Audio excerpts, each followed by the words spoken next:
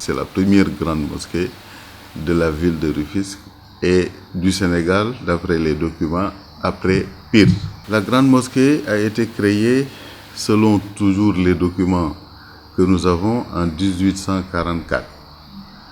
Donc ça fait quand même beaucoup d'années. Et il semble que le terrain sur lequel on a bâti la grande mosquée est un terrain qui appartenait à la famille Diagne. C'est Sangoné Diagne lui-même donc, qui a eu à donner le terrain à la famille Ndiaye. À la famille Ndiaye, représentée à cette époque par Mandiaye Ngone. C'est ce qu'on nous a expliqué donc dans les documents et selon les versions que nous recevons tous les jours à travers justement les dignitaires qui gèrent la mosquée. Depuis cette date, la grande mosquée fonctionne et elle a été confiée effectivement à la famille Ndiaye, donc un peu dispersée entre Diokoul et Dangou. Une partie est à Diokoul et une autre partie est à Dangou. Et à ma connaissance, l'ensemble des imams qui ont eu à diriger justement cette mosquée se trouvent dans ces deux quartiers-là. Et nous avons, grâce à Dieu, je devais dire, donc hérité donc, de cette mosquée. Et aujourd'hui, Dieu a fait qu'après Pape Ahmed Ndiaye, qui était le dernier imam habitant lui-même à Diokoul, que je sois moi-même, votre serviteur, l'imam de cette grande mosquée.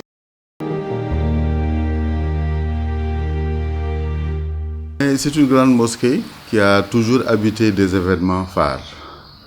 On peut se rappeler de l'accueil qui a été réservé à Mame Abdoul Aziz Sy Dabakh.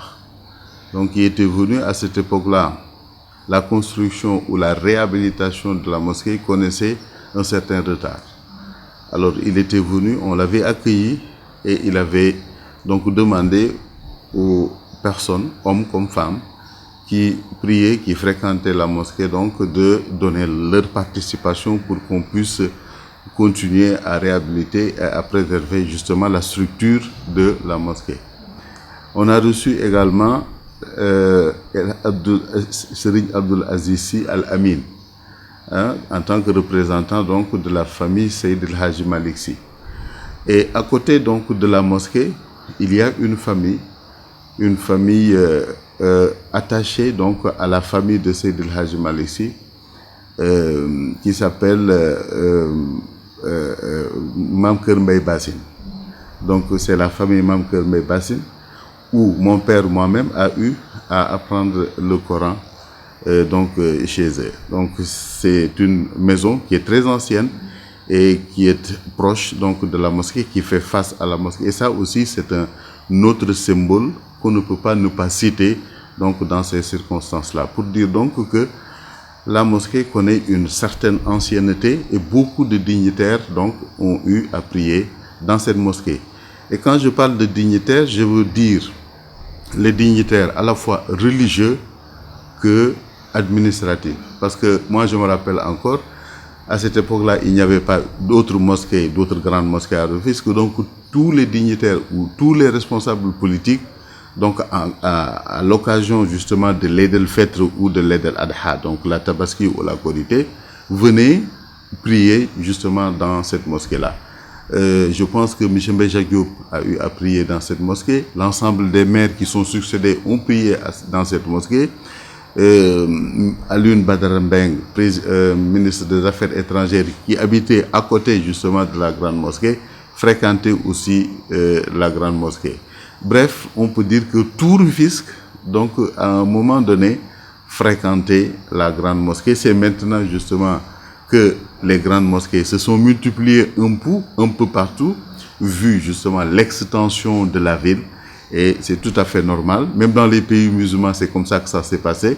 Vous allez par exemple au Caire, il n'y avait que par exemple la mosquée, la grande mosquée de Lazare. Et c'est par la suite donc que les autres mosquées ont été créées pour permettre justement aux personnes un peu plus éloignées donc de pouvoir prier là où ils se trouvaient. Voilà ce qu'on peut dire sur les grands événements. On ne peut pas ne pas citer également un grand événement qui allait m'échapper, c'est celui de la journée de prière que nous organisons dans cette grande mosquée. Il est vrai que depuis 2 ans, ça n'a pas été organisé à cause justement de la maladie du Covid, mais je pense qu'on va reprendre ça et c'est une organisation ou c'est une manifestation qui est organisée par l'association des imams et des oulémas qui est dirigée par notre grand frère qui habite donc Gendel et qui fréquente la mosquée, qui prie dans la mosquée, qui a eu à beaucoup faire justement pour le rayonnement justement de la grande mosquée, parce que c'est là-bas non seulement où il prie, mais c'est là-bas où il fait ses prêches. Donc c'est M. Cherfal, l'imam Cherfal, qui est le responsable justement de cette manifestation-là. Quel est le but de cette manifestation-là? Parce que à une certaine époque, on avait constaté que soit à l'entrée de Rufisque venant de Dakar ou à la sortie de Rufisque vers Bata, il se produisait des accidents extraordinaires. Il y avait beaucoup de morts. Alors quand les autorités ont constaté cela, ils ont demandé justement à ce que des prières soient faites. Et c'est ainsi que l'initiative a été prise, qui était donc de lire le Saint-Coran dans la grande mosquée par plusieurs personnes et plusieurs fois aussi, et à l'issue faire des prières justement pour que notre ville soit préservée de ces accidents-là. Et je pense que, et ça il faut le constater et il faut le dire aussi, depuis qu'on a commencé à faire justement ces journées de récital et de ces journées de prière-là, on a constaté que ces accidents-là qui avaient lieu, comme j'ai indiqué tout à l'heure, ne se reproduisent plus grâce à Dieu et grâce donc à la récitation du Coran et grâce aux prières donc, que nous faisons. Donc après le Covid, certainement, nous allons revenir et recommencer justement nos journées de prière.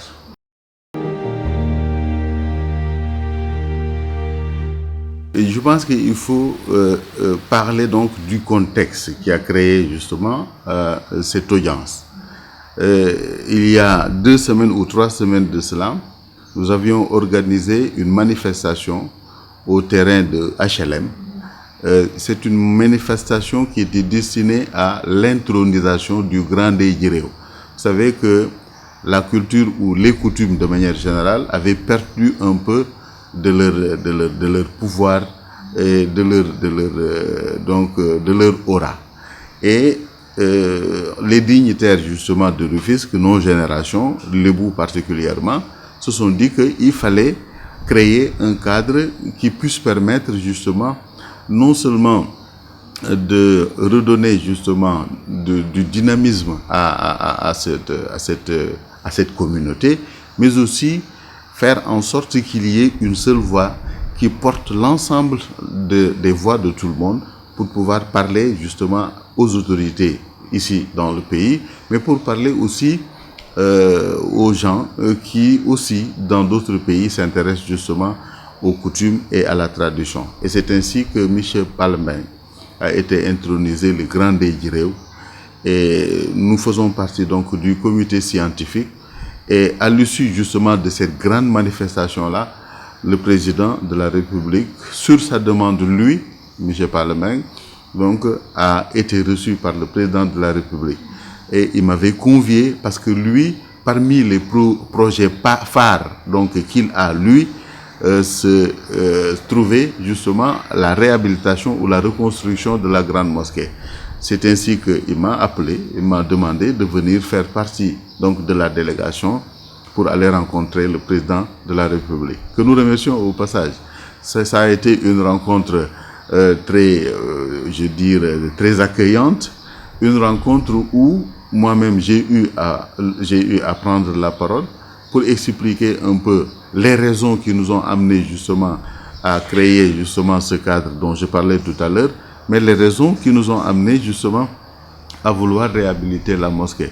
Et c'est à l'issue justement de mon intervention que M. Palmeng a insisté sur les projets qu'il avait, et au-dessus de ces projets-là, il y avait la grande mosquée et il ne pouvait pas commencer justement ces projets sans parler donc des lieux de culte donc de la grande mosquée. Et quand il a terminé, le président de la République a pris ses engagements après nous avoir dit que il avait même arrêté donc d'intervenir dans les mosquées pour réhabiliter, mais il n'avait pas connaissance de la situation justement de la grande mosquée, et comme les choses en sont ainsi, il a pris la décision justement de réhabiliter, et il a même promis d'envoyer une délégation composée donc d'architectes et de techniciens qui vont venir voir donc la structure de la mosquée pour voir s'il y a lieu de réhabilitation si les bâtiments sont durs,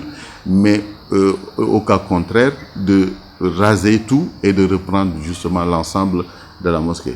Voilà ce qu'il nous a promis, et je pense que ça va venir dans la mesure où il nous avait fixé un certain nombre de jours, et M. Palameng n'étant pas là, je pense que dès son arrivée, donc la délégation va venir donc pour constater les lieux et faire le nécessaire. Et je pense que nous devons nous tous nous en réjouir, nous en tant que Rufisquois, nous en tant que Lébou, mais nous aussi en tant que personnes fréquentant la grande mosquée. Nous savons tous que la grande mosquée est totalement vétuste. Quand vous y rendrez, vous verrez que c'est tel est le cas. Donc voilà la teneur de notre rencontre avec le président de la République. D'autres questions ont été évoquées, mais je pense que ce n'est pas la peine de les évoquer ici. M. Palameng pourra lui-même, donc à une occasion donnée, donc revenir sur ces questions-là. Mais la principale question qui nous a préoccupés lorsqu'on a rencontré le président de la République, c'était celle-ci, donc la réhabilitation de la grande mosquée, ce qui fut fait. Et nous l'en remercions beaucoup. Nous l'en remercions parce que il ne l'a pas commencé aujourd'hui. Il avait commencé avec les cités religieuses, Tivaouane, Touba et d'autres cités. Et aujourd'hui, il a commencé à réhabiliter ou à reconstruire donc des mosquées. Il y a la mosquée de Dakar donc, qui vient de terminer et qui a été inaugurée il y a quelques jours. Et Inch'Allah, notre grande mosquée va suivre, et ce sera au bonheur de l'ensemble des Rufisquois.